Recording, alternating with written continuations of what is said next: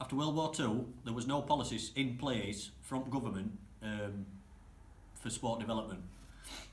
Up until 1957, when Conservatives took over.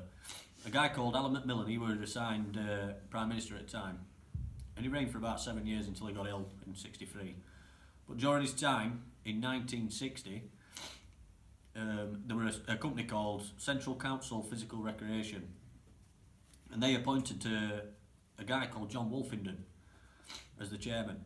And they employed him, and his sole focus was to increase sport participation around the UK.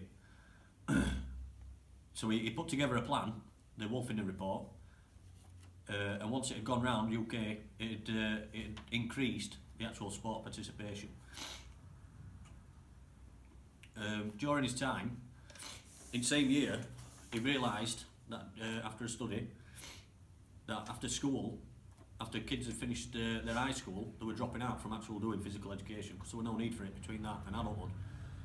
And this was called Wolfenden Gap, and he introduced this to influence more sport between that, and he tried getting more money off the government to build facilities and more recreational grounds and stuff.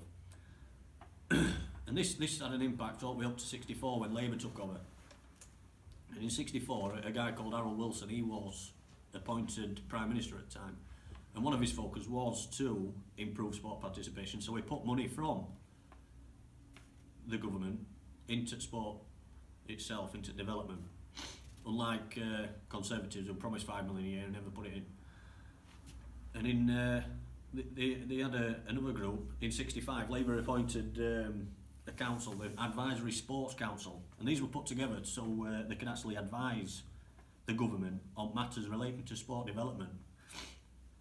And then in 1966, Harold Wilson himself, he went to Treasury and he funded and helped support the World Cup, which was held in UK, where we actually won. We actually won the World Cup, England, and